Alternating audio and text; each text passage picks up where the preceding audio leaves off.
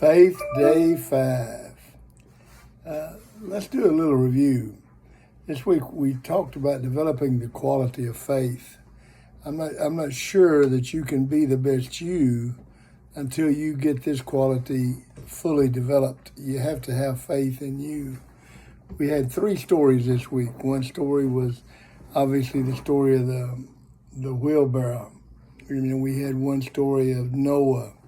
And both of those stories have to do with the faith in someone else. It's kind of, if you can think about it, the wheelbarrow story was like having faith in a coach or having faith in a person that they will get you to where you need to get to. And of course, Noah was faith in God. It's if you break it down, it's kind of like the little boy or little girl that's thrown in the air by their dad. And they just love it. They think it's the most fun thing in the world because they have unbelievable faith that he's going to catch them. If they didn't have that faith that he was going to catch them, it would be a traumatic ordeal. The other story was about the Simmering Railway. They actually built a railroad before they had a train that could travel it. They had complete faith that someone would be able to build a train that could go over the mountain. Well, that's exactly like the people that prayed and prayed and prayed that it would rain. And on the day that they had asked for the rain, only one little boy showed up with an umbrella. That's faith. And that's believing that something's going to happen. The last part of the faith has got to be this. You can have all the faith you want in a coach or someone else. You can have faith in God. But if you're ever going to be the best you that you're going to be, you've got to develop faith in you. You've got to believe that you can do it. And I'm going to give you 4 things that you can do that will help you develop faith in you. The number 1 thing that you can do is do something for someone who cannot do anything for you. When you do something for someone that cannot do anything for you, then you feel better about you. You have more faith in yourself. If you go and read to a person at a nursing home, that person cannot repay you, can't do anything for you. But when you walk out of there, you feel good about you. You have more faith in you because you know that you're doing something that's good.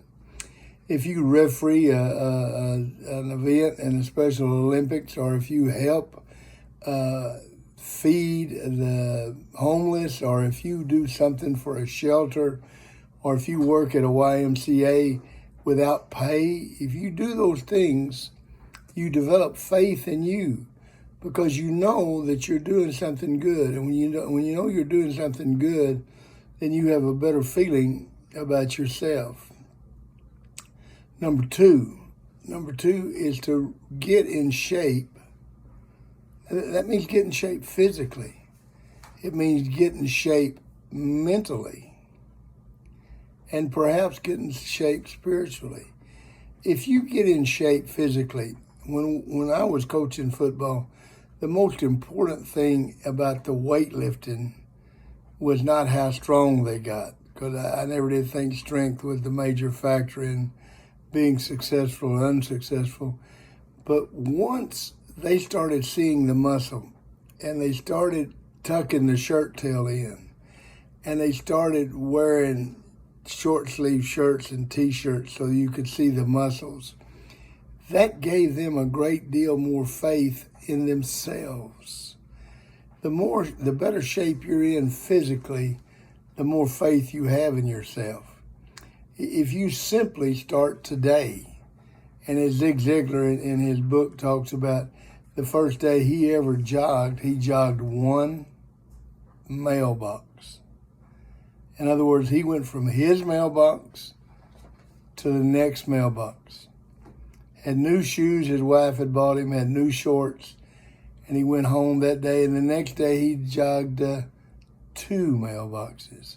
When my wife started her App to 5K, she started out by jogging 1 minute and then walking a minute and now she jogs 3 or 4 miles a day without any thought even given to it.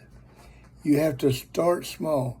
But the minute you begin, if it's 20 sit-ups in the morning, or if it's 5 push-ups, no matter what it is, you start having more faith in yourself.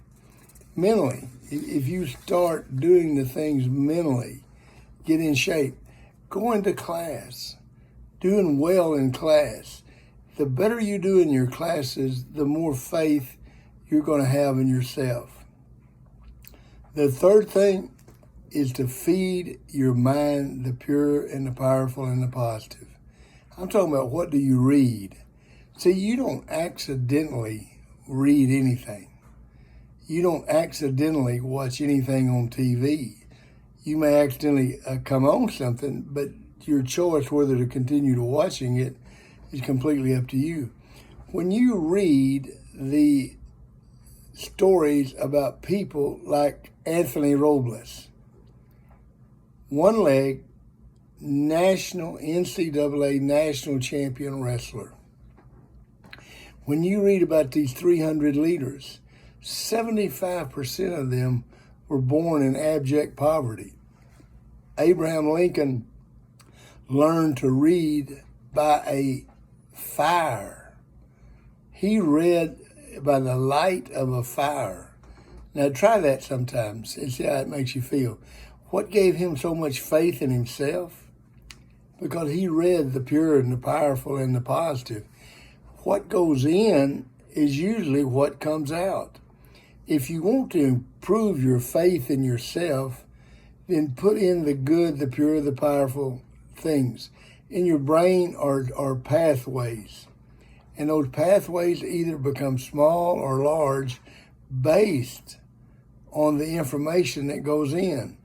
If you constantly put in the negative, the pornography, the negative TV, the negative reading, then those pathways in your brain are going to become like 4-lane highways. But by the same token, if you read and watch the pure, the powerful, and the positive, those positive pathways are going to become like 4-lane highways. You increase your faith in yourself by pumping in the pure, powerful, and the positive. The fourth way that you do it to me, is logic. And you're either a Christian, and if you believe that you're a Christian, then you know for a fact God doesn't make mistakes. God created you in his image. Well, God didn't create any losers. If you're not a Christian and you believe in total evolution, think about this. The squirrel that's born in the summer will search out nuts and store nuts for a winter that he has never experienced. So that means within the squirrel is a success instinct. Well, if a squirrel has this and all the other animals have these, why wouldn't you have it? Every human being has within them a success instinct. And you say, well, Coach, how come I'm not successful? Well, it's probably because you're jamming your success instinct. I can't talk to girls. No, because when you walk up there to do it, you jam it. You try so hard to be cool and to say something right that you completely screw it up. Why can't I do this physically, athletically? Usually it's because you jam it up. When you practice and practice and practice, as the elite athletes do and the elite musicians, then it becomes natural. See, what you do is you have a success instinct, and all you need to do is work at it. And that's what gives you faith. You have faith in being successful in athletics if you prepare to be successful in athletics. You have faith in your musical ability if you prepare for it.